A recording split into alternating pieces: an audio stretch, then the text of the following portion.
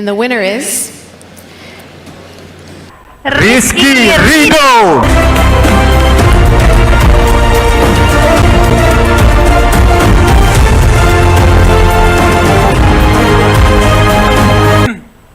Assalamualaikum warahmatullahi wabarakatuh. Selamat malam semuanya. Ini merupakan piala pertama saya dalam ajang seperti ini. Ada dua hal yang ingin saya sampaikan. Yang pertama, tentunya saya juga ingin menyampaikan bahwa kami semuanya yang ada di tim mempunyai satu tujuan dan satu misi untuk membawa terbang tinggi Garuda Indonesia. We know going into every match day exactly what we have to do, what the opposition do, how we're going to play. It's now down. Wah, ini bisa menggemparkan Inggris. Begini pernyataan mengejutkan bintang Arsenal dan timnas Inggris Declan Rice usai Rizky Ridho menang FIFA Puskas Award 2025 di voting urutan tertinggi, menyalip posisi dirinya dan Lamine Yamal sampai jujur menyerah dan sebut gol Rizky Ridho kayak begini. Benarkah? Yes, alhamdulillah, kabar gembira. Sekjen PSSI Yunus Nusi akhirnya bocorkan bahwa PSSI umumkan pelatih baru timnas senior Indonesia pekan depan. Wah, kira-kira siapa ya dia? Nah, ini baru super top Markotop. Ketum PSSI Erick Thohir tepat kemarin pagi putuskan hal luar biasa untuk Indonesia. Apakah timnas Indonesia akan dapat guyuran uang besar dari sponsor kelas Eropa? Yuk simak video ini sampai selesai ya guys. In every roar, we rise as one. Garuda is more than a team. It's a nation. Join the roar. Yuk, buat kamu semua yang ngaku fans timnas Indonesia sejati, wajib banget subscribe channel ini dulu ya. Terima kasih guys. Dikutip langsung dari situs web fiksi Garuda tepat hari ini, dalam pernyataan mengejutkan yang menarik perhatian banyak pihak, gelandang Arsenal dan timnas Inggris Declan Rice mengakui bahwa ia sudah menyerah dalam perburuan penghargaan Puskas Award FIFA 2025 setelah melihat gol spektakuler bek timnas Indonesia dan Persija Jakarta, Rizky Ridho, yang baru-baru ini menjadi sorotan dunia. Dalam sebuah wawancara eksklusif di Inggris, Declan Rice berbicara dengan rendah hati mengenai kekagumannya pada gol Ridho dan mengungkapkan bahwa ia merasa tidak mungkin lagi untuk bersaing dengan pemain Indonesia tersebut dalam perburuan Puskas Award 2025. Jujur saja, saya sudah menyerah untuk berharap memenangkan Puskas Award 2025 setelah melihat gol Rizky Ridho. Saya pikir setelah melihat golnya, saya bisa bilang bahwa itu adalah gol kelas dunia yang paling layak memenangkan penghargaan itu, kata Rice dengan nada yang cukup serius. Gol saya cuma tendangan bebas melawan Real Madrid, memang cukup keren, tapi jika dibandingkan dengan gol Ridho, itu jauh berbeda. Gol Ridho adalah tendangan jarak jauh yang spektakuler, dan yang paling mengesankan adalah dia seorang bek tengah yang bisa berakselerasi dan membawa bola hingga ke depan untuk mencetak gol. Itu luar biasa. Declan Rice yang memiliki pengalaman luas di Premier League dan Liga Champions jelas merasa bahwa kualitas golnya tidak sebanding dengan apa yang dilakukan oleh Ridho. Dalam pandangannya, meskipun dirinya dan Lamine Yamal yang juga masuk dalam nominasi Puskas Award memiliki tugas utama untuk mencetak gol, namun Ridho menunjukkan kualitas yang lebih tinggi dalam hal teknik dan keberanian. Rice juga tidak segan-segan mengakui bahwa Lamine Yamal, meskipun merupakan pemuda berbakat yang sedang naik daun di Barcelona, tidak memiliki kualitas gol yang sebanding dengan apa yang telah dicapai oleh Rizky Ridho. Dalam pandangannya, gol Yamal yang memukau juga bukan sesuatu yang luar biasa jika dibandingkan dengan aksi hebat Ridho. Kalau saya dan Lamine Yamal, kita memang lebih sering mencetak gol. Namun, kita berdua tahu bahwa gol kami jauh dari kualitas gol Ridho. Saya pun mengakui bahwa gol Yamal bisa disebut biasa saja dalam konteks Puskás Award. Dia mencetak gol bagus, tapi ya, itu masih bisa dibilang standar.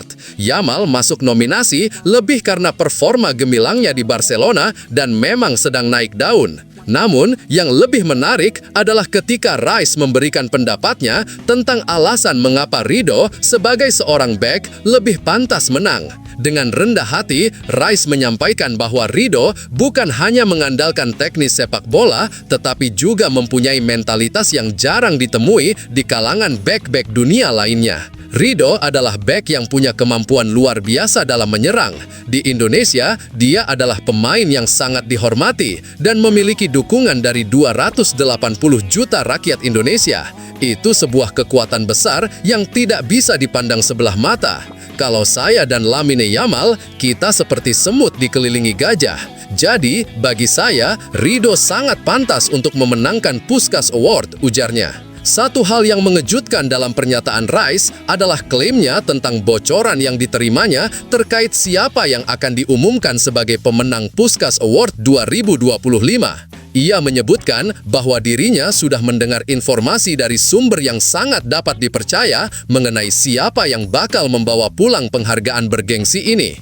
Saya sebenarnya dapat bocoran bahwa pemenangnya nanti adalah Rizky Ridho. Ya, saya tahu ini bisa terdengar aneh, tapi itu kenyataannya.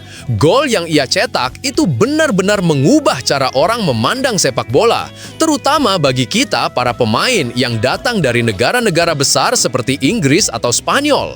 Ridho punya sesuatu yang sangat istimewa. Rice juga mengakui salah satu alasan utama mengapa Ridho pantas menang adalah dukungan besar yang dimilikinya dari penggemar sepak bola di Indonesia. Menurutnya, hal ini menjadi salah satu faktor yang tak bisa dipandang sebelah mata. Ketika kita berbicara tentang sebuah penghargaan dunia, kita juga berbicara tentang bagaimana seorang pemain bisa mempengaruhi orang banyak. Ridho punya dukungan luar biasa dari seluruh rakyat Indonesia, dan itu sangat penting. Indonesia dengan populasi 280 juta orang tentu punya kekuatan besar dalam dunia sepak bola, terutama dengan kecintaan mereka yang begitu besar terhadap sepak bola.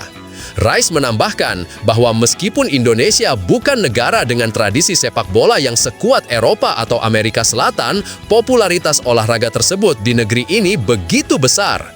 Pengaruh para pemain Indonesia seperti Ridho menjadi sangat besar.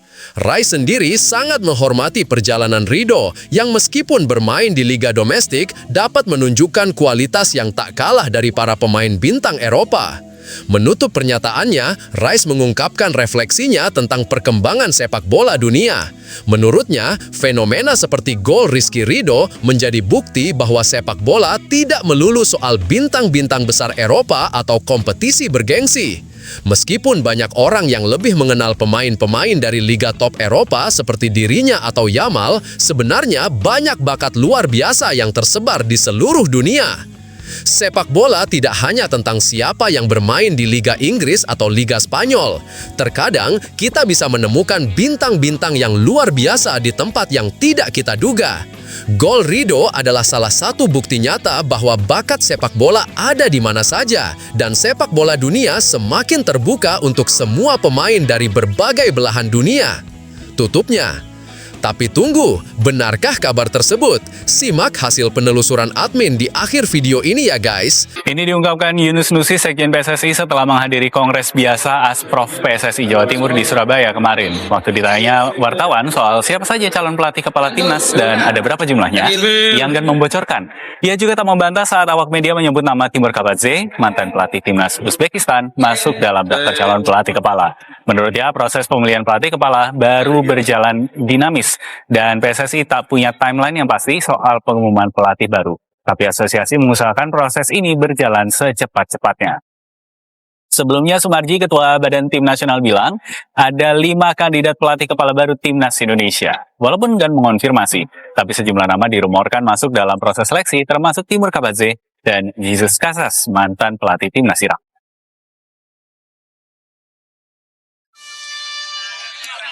dari Sementara PSSI? tetap dalam proses seleksi yang dilakukan oleh tim, dan sesegera mungkin insya Allah secepatnya akan diumumkan. Kapan itu Pak? Cek. Mudah-mudahan paling lambat minggu depan sudah bisa. Ada berapa nama kandidat? Untuk nama-nama tidak bisa disebutkan berapanya karena dinamis berjalan dari beberapa nama. Ya mudah-mudahan secepatnya juga bisa. Dalam uji coba kedua melawan Mali U23, timnas Indonesia memulai laga dengan tekanan dan pressing tinggi. Namun, Garuda Muda justru kebobolan terlebih dahulu pada menit ke-12 lewat gol Seko Kone.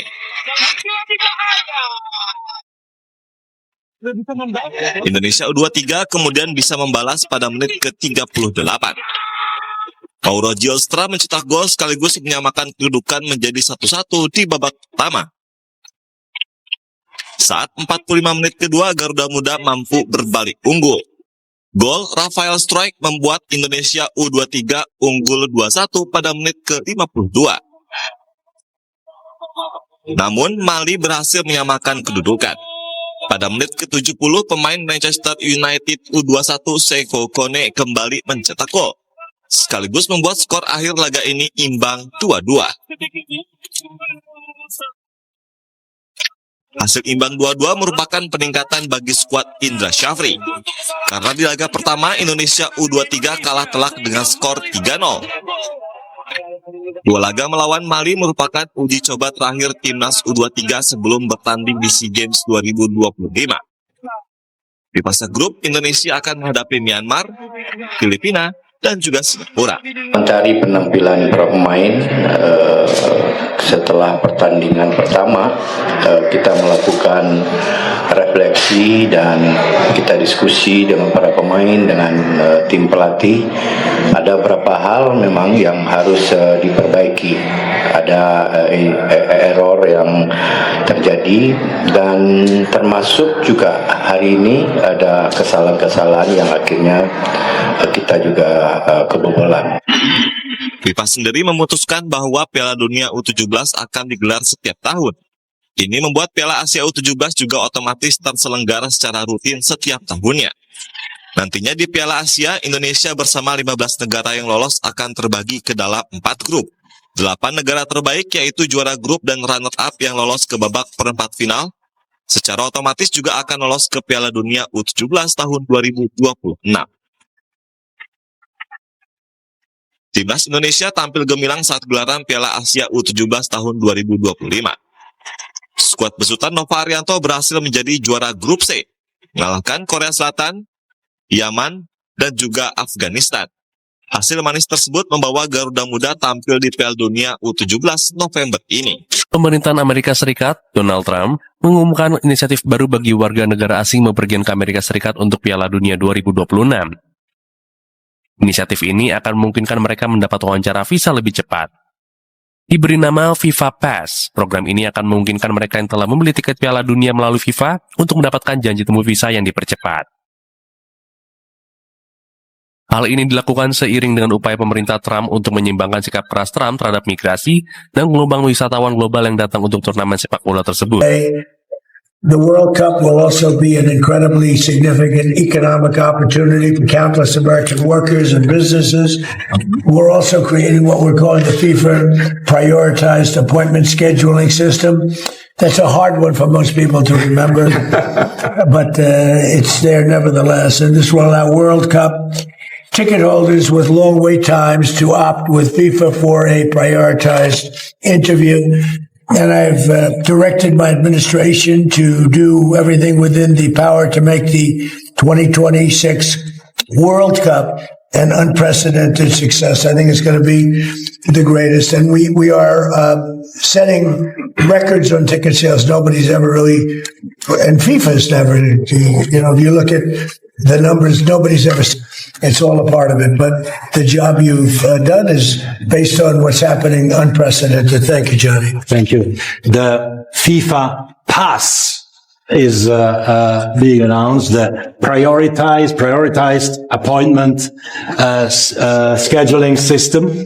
That's the way people will remember it. So if you have a ticket for the World Cup, you can have a prioritized appointment to get your visa, because we said it the very first time we met, Mr. President. America welcomes the world. America will welcome the world here next year. We will have between 6 and 7 million tickets sold for the matches. We will have between 5 and 10 million people coming to America from all over the world to enjoy the World Cup. And with this FIFA pass, we can make sure that those who buy a ticket that are legitimate football fans or soccer fans, they can come and attend. Sekitar 6 miliar orang diperkirakan akan menonton Piala Dunia tahun depan di seluruh dunia, dengan 1 miliar orang diperkirakan menonton pengundian Piala Dunia yang akan digelar pada 5 Desember, yang secara efektif menggandakan sejumlah petugas di beberapa negara tertentu. Menteri Pemuda dan Olahraga Erick Thohir menggandeng Badan Pengawasan Keuangan dan Pembangunan Muhammad Yusuf Ateh di kantor pusat BPKP Jakarta Timur. Pertemuan ini dilakukan untuk meresmikan sekaligus menandatangani nota kesepahaman antara Kemenpora dan BPKP. Di hadapan awak media, Erick Thohir menyampaikan kegiatan ini bertujuan untuk mengawal secara menyeluruh program evaluasi dan transformasi di Kemenpora. Erick Thohir menyampaikan pihaknya tengah membuat kembali aturan atau deregulasi sebanyak 191 aturan yang turunannya akan menghasilkan program-program strategis. Di antaranya akan memfokuskan pembangunan 17 cabang olahraga nasional atau DBON. Alhamdulillah hari ini saya dan Ketua BPKP Pak Ateh kita membuat kesepakatan di mana saya meminta dari BPKP untuk mengawal secara menyeluruh program evaluasi dan transformasi daripada Kemenpora, Kementerian Pemuda dan Olahraga, di mana selain kita menderegulasi 191 aturan, sehingga ini akan menjadi turunan program yang kebetulan juga Bapak Presiden sudah menyampaikan pembangunan karakter bangsa untuk pemuda ini menjadi hal yang teramat penting, memastikan bahwa yang namanya olahraga ini harus menjadi duta bangsa yang mencerminkan kebudayaan. Selain membahas tentang regulasi, Erick juga menyebutkan tentang rencana Kemenpora untuk membentuk pusat pembinaan atlet dan akademi olahraga sebagai bagian dari usaha untuk memunculkan bibit-bibit baru atlet berprestasi di Indonesia. Dengan penandatanganan nota kesepahaman ini, diharapkan tata kelola dan pembinaan seluruh cabang olahraga di Indonesia semakin terarah, maju, dan mampu mendorong lahirnya lebih banyak atlet berprestasi. Ribuan siswi dari 120 sekolah dasar maupun madrasah Ibtadaiyah di Malaraya mengikuti turnamen sepak bola putri usia dini Milk Life Soccer Challenge MLSC di Stadion Jajayana sejak 11 November hingga 16 November. Mereka bertanding dalam 64 tim kelompok usia 10 tahun dan 111 tim kelompok usia 12 tahun. Selain untuk melahirkan bibit atlet sepak bola putri yang andal, dengan turnamen ini diharapkan sepak bola putri semakin populer dan digandrungi para pelajar wanita di Kota Malang. Ditemui pada Minggu 16 November, Wali Kota Malang Wahyu Hidayat mengapresiasi turnamen sepak bola putri usia dini ini. Untuk menambah semangat para juara, pemerintah Kota Malang menjamin juara kompetisi ini masuk SMP negeri gratis pilihan mereka di Kota Malang. Tetapi untuk bersemangat lagi, saya akan berikan satu jaminan supaya mereka lebih semangat sekolah-sekolah, terutama ini kan Indonesia dulu. Nanti yang mereka juara, ini nanti akan masuk sekolah menengah pertama gratis sekarang dia itu untuk memberikan semangat mereka. Ini adalah support yang jelas dari pemerintah Kota Malang. Dari sini akan, tadi dari Mas Timur tadi juga nyampaikan, itu akan jadi semangat sekolah-sekolah dan juga muncul atlet yang sudah punya kemampuan untuk bisa lebih semangat lagi. Pada kelompok umur 10 tahun, Madrasah Ibtidaiyah Al-Ihsan keluar sebagai juara setelah mengalahkan SDN Sawo Jajar 5. Sementara pada kelompok umur 12 tahun, SDN Mojorejo 01 berhasil menjadi juara usai mengalahkan SDN 3 Pandalandung pada partai final. City Football Group, perusahaan raksasa pemilik Manchester City dan jaringan klub global, dikabarkan tengah melirik peluang untuk mengakuisisi Persib Bandung. Rumor ini menjadikan topik panas di kalangan supporter Maung Bandung setelah muncul informasi mengenai komunikasi awal antara perwakilan CFG dan manajemen Persib, meski belum ada pernyataan resmi dari kedua belah pihak. Bila benar terwujud, langkah CFG masuk ke Persib dianggap dapat membawa lompatan besar bagi klub. Grup yang menaungi Manchester City, Melbourne City, New York City FC, Girona, dan sejumlah klub lain ini dikenal dengan sistem multi-klub yang terintegrasi. Persib disebut cocok menjadi pintu masuk CFG ke Asia Tenggara karena basis supporter masif, nilai brand kuat, dan peningkatan performa regional dalam beberapa tahun terakhir. Dari segi infrastruktur, masuk ke CFG berpotensi mempercepat pembangunan proyek penting seperti training ground modern yang selama ini masih menjadi kebutuhan utama Maung Bandung. Lewat jaringan scouting dan pengembangan pemain muda, kesempatan bagi talenta seperti Beckham Putra untuk merasakan level kompetitif lebih tinggi juga terbuka lebar. Secara komersil, kerjasama dengan CFG akan membuka peluang sponsor global dan ekspansi brand Persib ke pasar internasional. Dengan basis supporter besar dan loyal, Persib dinilai memiliki nilai jual tinggi bila mendapat dukungan investor global.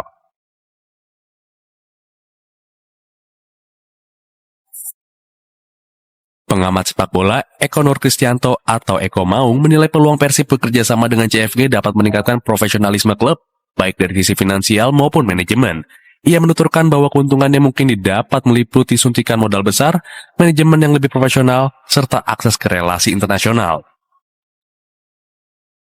Namun, Eko juga mengingatkan bahwa peluang akuisisi tidak terlepas dari resiko.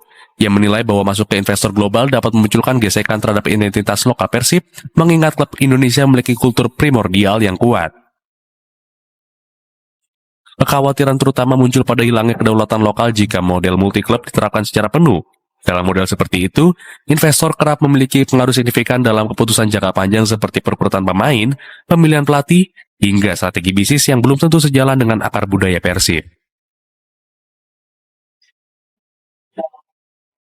Eko menyebut bahwa rumor ketertarikan CFG tidak terlalu berarti akan terjadi akuisisi saham penuh.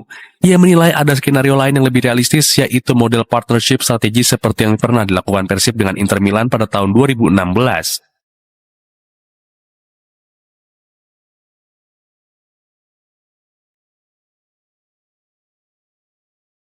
Dalam kerjasama intensif seperti ini, Persib masih dapat mempertahankan identitas lokal sambil menyerap teknologi, sumber daya, dan jaringan CFG.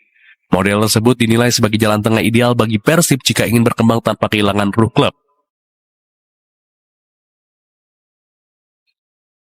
Meski demikian, hingga kini rumor ketertarikan City Football Group terhadap Persib masih menunggu konfirmasi resmi. Publik sepak bola Indonesia pun menanti apakah langkah besar ini akan menjadi kenyataan atau sekedar angin lalu. Setelah ditelusuri oleh admin, berita pertama tadi hanya karangan ya guys. Tujuannya untuk edukasi penonton, karena mulai marak berita karangan yang menyebar di YouTube. Penulis juga sudah memperingatkan agar hati-hati sebelum menyebarkan video ke khalayak umum.